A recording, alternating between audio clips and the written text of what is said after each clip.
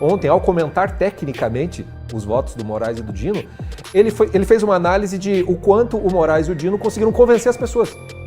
Não falou da técnica só se for de coreógrafo, de cenógrafo, de ator ou qualquer coisa que o valha.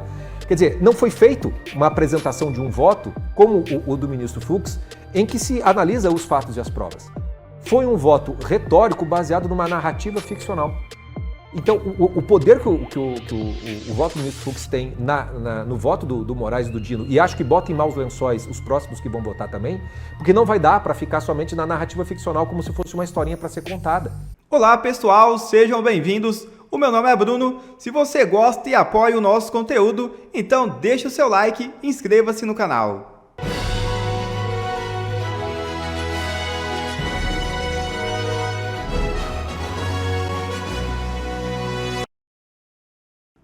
Homem tenta invadir o Planalto e é contido a tiros. É isso mesmo. Na madrugada desta quarta-feira, por volta das 3h30, militares do Exército que atuam na segurança do Palácio do Planalto reagiram a uma tentativa de invasão à rampa principal do edifício, onde o petista Lula mantém o seu gabinete. Para impedir o avanço do suspeito, foram utilizados disparos de munição não letal. O homem foi identificado como Leonildo dos Santos, de 54 anos, natural de Santa Catarina. De acordo com a Superintendência da Polícia Federal no Distrito Federal, ele avançou de maneira brusca em direção à sede do Executivo, desobedecendo ordens de recuo dadas por agentes de segurança.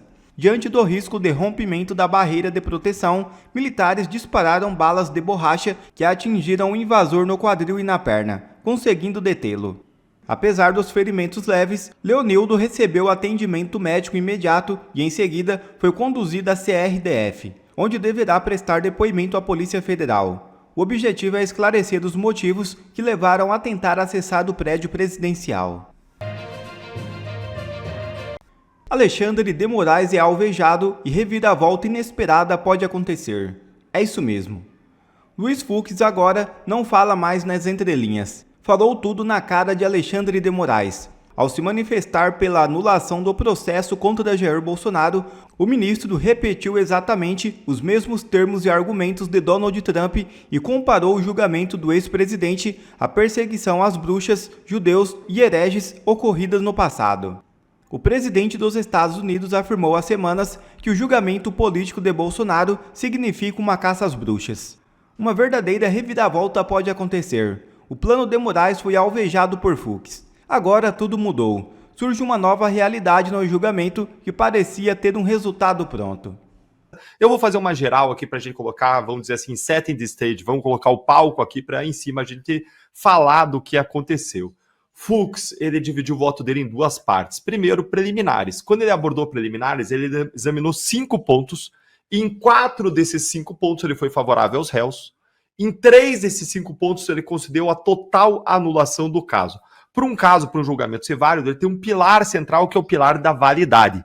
E 3 desses golpes que Fux deu, 3 desses entendimentos de Fux em relação a 3 questões, simplesmente derrubam esse pilar central. O que aconteceu? Fux primeiro disse que o Supremo Tribunal Federal não é competente para examinar esse caso, e sim o juiz de primeira instância. Isso anularia completamente o caso. Segundo, ele disse que se o Supremo fosse competente, não seria competente a turma, e sim o plenário, que também derruba completamente o caso.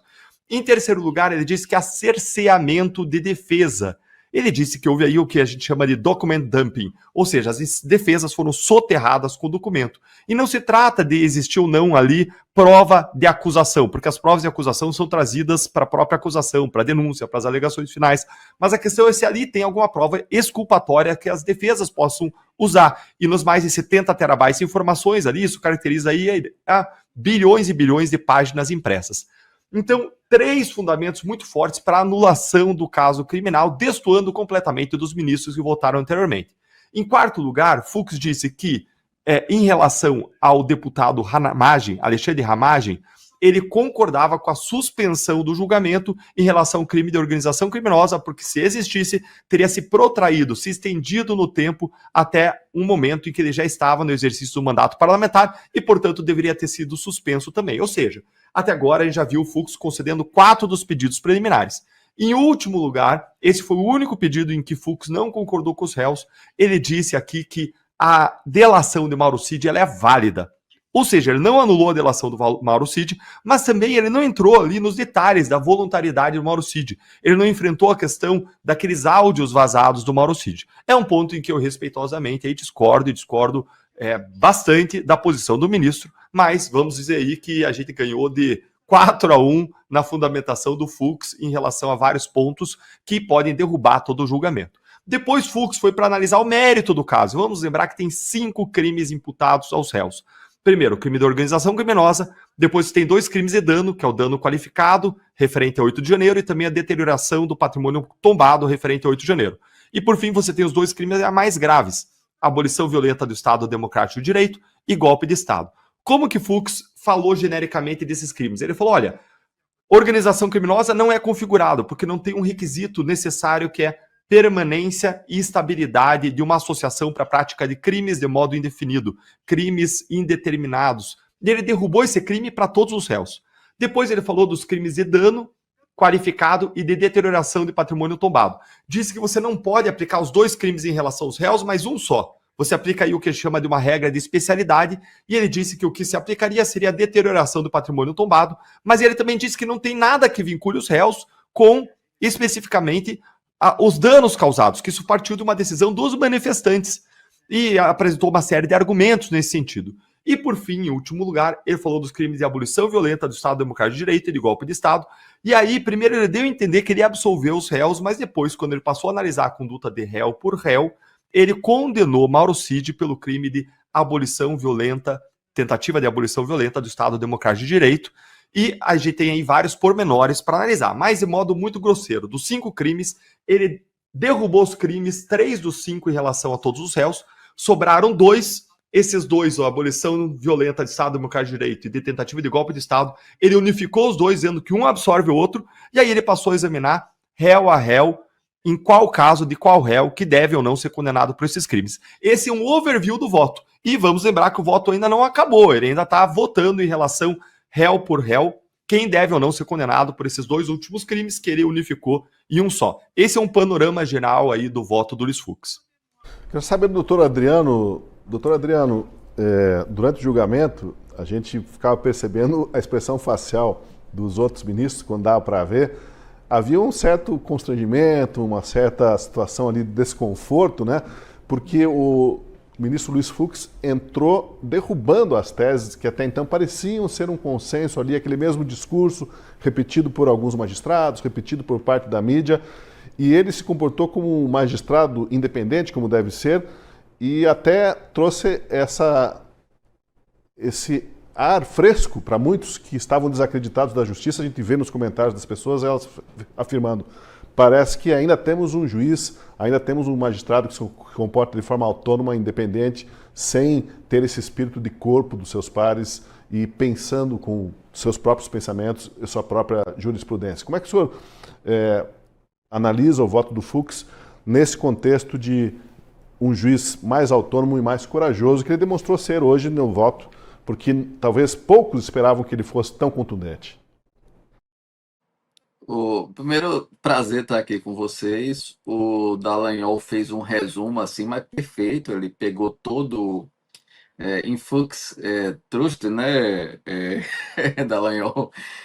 Na verdade, o Fux, o voto dele está em andamento, mas assim, o voto dele foi extremamente técnico. Esse é o primeiro ponto. Não é um voto de retórica, é um voto em que ele fundamentou na dogmática jurídica penal, com todo o critério e cuidado que deve ter, invocou as questões básicas da tipicidade objetiva, subjetiva, fez uma análise tipo por tipo.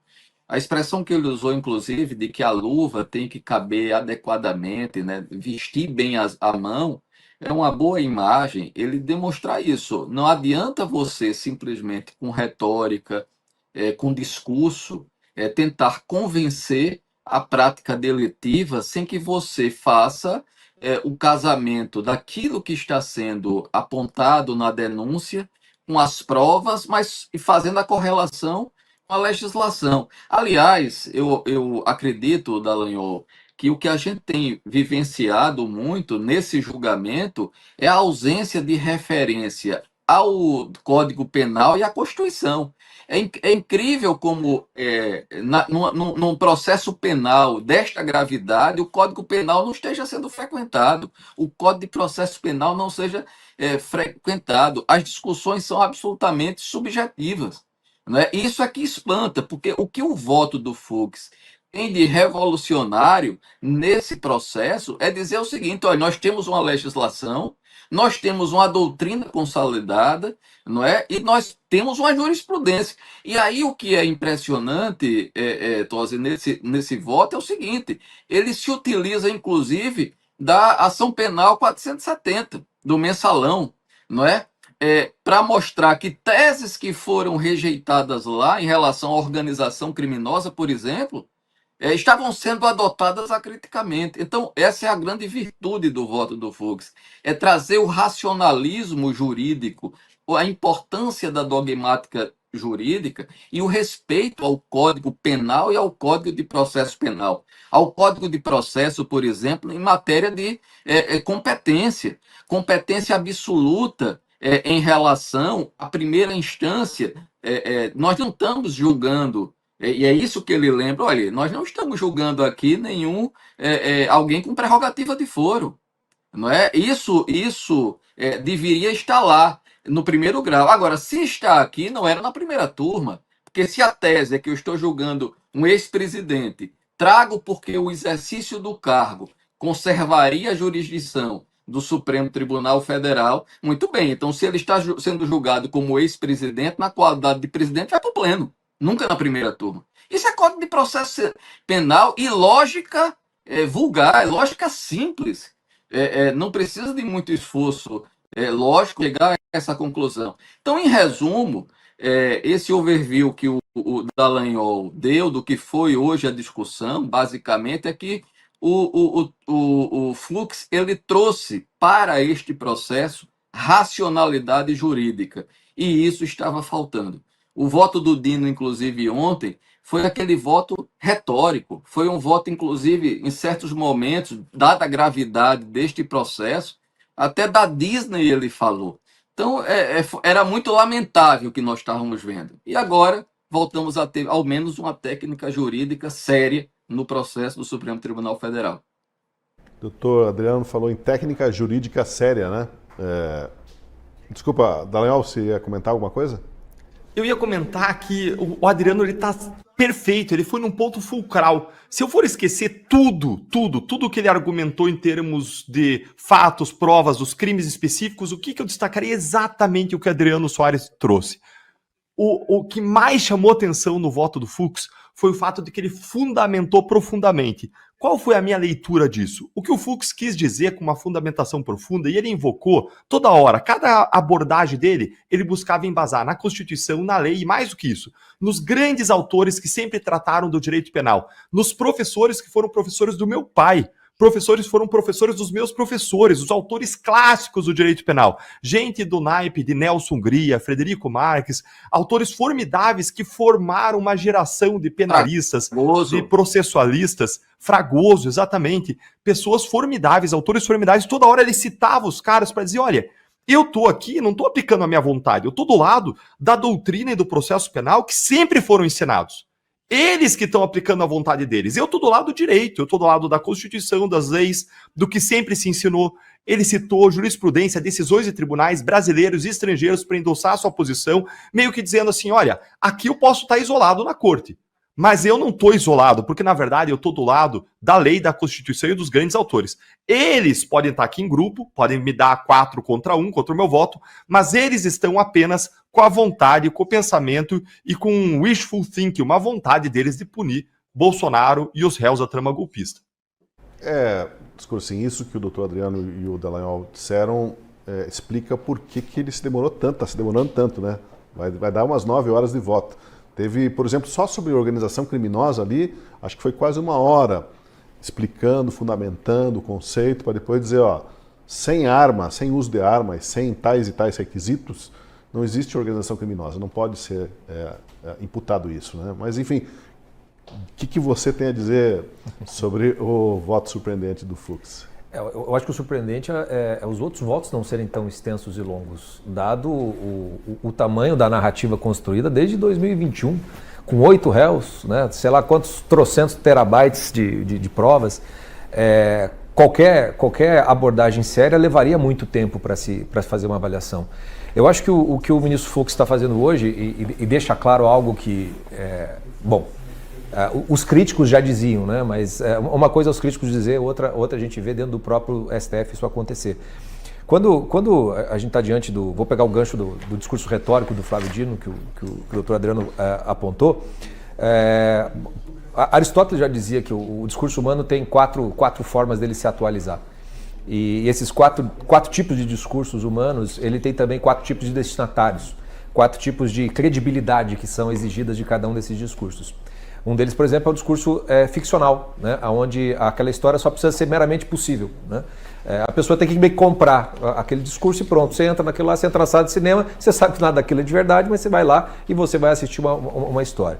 O discurso retórico já é diferente. O discurso retórico ele exige da pessoa que está assistindo, né, que tome uma atitude, seja para você comprar alguma coisa, seja para você votar em um candidato, ou então para que você julgue alguma coisa, né? Um jurado ou um juiz de direito. Quando a gente começa a subir o nível do discurso, o discurso dialético já implica uma sincera busca pela verdade do que está sendo debatido. Até se chegar no ponto mais alto, que é o lógico, onde a verdade está descoberta e você parte para uma dedução, né? Você tem como se fosse as premissas já estão dadas. Por que eu me permiti fazer essa explicação? Para poder diferenciar um pouco do que está acontecendo no STF, em particular com esse julgamento. Tudo que eles destacaram a respeito do voto do ministro Fux permite a gente visualizar que dentro de um processo qualquer que seja, o discurso retórico é admissível para o advogado e para o promotor de justiça, para a defesa e para a acusação.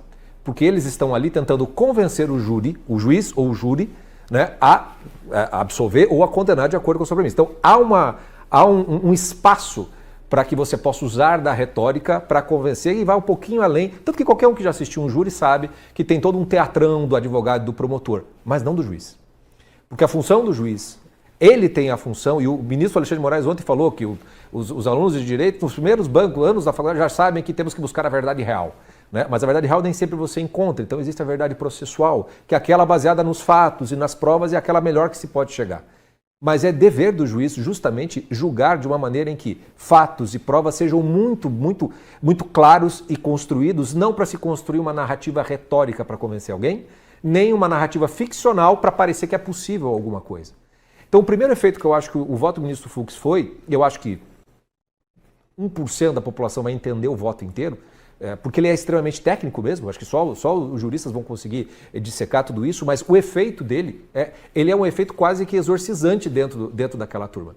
Ele é mercúrio no formigueiro, porque até teve notícia que um monte de assessor chegou com um monte de papel para o Alexandre de Moraes e eles ficaram tudo meio atônitos, porque ninguém esperava esta profundidade de divergência, se esperava alguma divergência, mas não neste nível, vamos dizer assim, nesse grau, onde o ministro Fux atua como um juiz, que de maneira dialética procura encontrar uma verdade a partir do que está nos autos.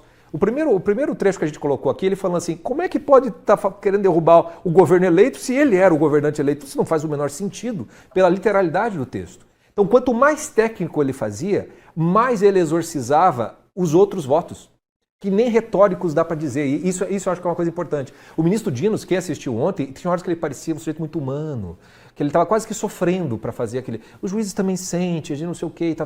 O Alexandre de Moraes não, né? Já mais agressivo, mais falando alto. Mas tinha toda uma dimensão de retórica e era um jogo para fora e não para o processo.